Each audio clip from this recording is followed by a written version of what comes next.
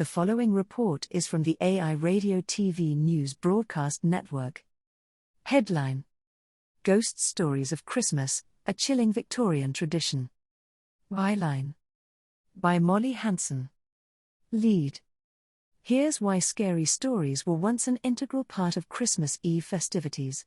Story: Despite its cheerful overtones today, Christmas during the Victorian era was the time to tell tales more chilling than icy winter nights and send morbid holiday cards. Christmas's spooky heritage. As the carousel of endless holiday songs pervades the backgrounds of our lives this time of year, you might have noticed a peculiar line that goes, "There'll be scary ghost stories and tales of the glories of Christmases long, long ago." It's heard in Andy Williams's 1963 holiday classic The Most Wonderful Time of the Year, as the singer lists off festive traditions associated with the holiday. As it turns out, gathering around a fire to share ghost stories was actually a beloved Christmas tradition in the late 1800s into the early 1900s. Frigid temperatures and long nights were considered the best conditions to share grim stories. Nothing satisfies us on Christmas Eve but to hear each other tell authentic anecdotes about spectres, wrote British travel writer and humorist Jerome Kay. Jerome, in the introduction of his 1891 anthology of Christmas ghost stories, told after supper. The most famous example is, of course, Charles Dickens' 1843 tale, A Christmas Carol. In the holiday classic, originally titled A Ghost Story of Christmas, 4 phantoms visit the curmudgeon Ebenezer Scrooge to scare his greedy soul straight. The supernatural literary hit was inextricably bound to the heritage of holiday ghost stories in Britain. American author Henry James cemented the eerie tradition into U.S. culture when he published his story The Turn of the Screw in 1898. The novella about a chilling series of supposedly ghostly events that befall a young governess begins with men gathered around a fire sharing spooky stories on Christmas Eve. The American goth legend Edgar Allan Poe also set his unsettling poem The Raven in the bleak month of December. The tradition lingered until the early 20th century, with magazines regularly running ghost stories in their Christmas issues. Bizarre cards. This old tradition offers context to some of the bizarre Victorian Christmas cards.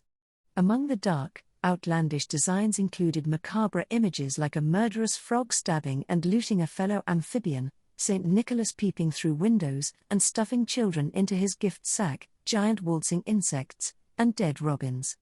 A far cry from today's festive, saccharine cards, Victorians wanted their cards to serve as shocking conversation starters, and some of the morbidly outlandish designs were influenced by folklore customs.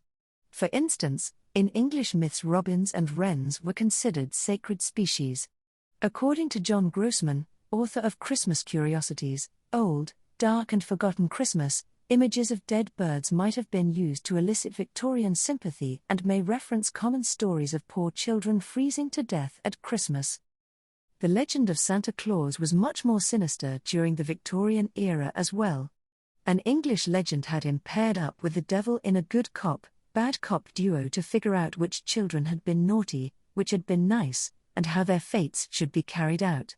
The devil, sometimes guised as Krampus, kidnapped and beat disobedient children, while Santa was often depicted in Christmas cards slinking around and spying on children through windows. Christmas's supernatural roots. So, where exactly did these supernatural elements come from? Historically, December 25th actually has had a closer link to pre-Christian festivals that honored the winter solstice than with Christianity. Mistletoe, holly berries, wreaths, and Yule logs, for instance, are all pagan symbols. Puritan leaders even tried to abolish Christmas at one point because there was no biblical basis for celebrating the day. Celebrations like Yuletide symbolically celebrate death of light and the longest night of the year. For this reason, the date was considered to be the most haunted, as the veil between the realms of the living and the dead was gossamer sheer. Perhaps it's also because, without the luxury of modern medicine and health care, the chilly breath of death always felt a bit close during the winter, a season particularly fraught with illness.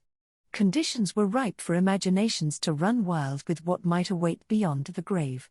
In fact, in Shakespeare's 1611 play The Winter's Tale, Momelius proclaims, a sad tale's best for winter. I have one, of sprites and goblins. Later, thanks to traditions adopted by Irish and Scottish immigrants, Halloween was embraced in the United States and designated the official spooky season while Christmas was purified.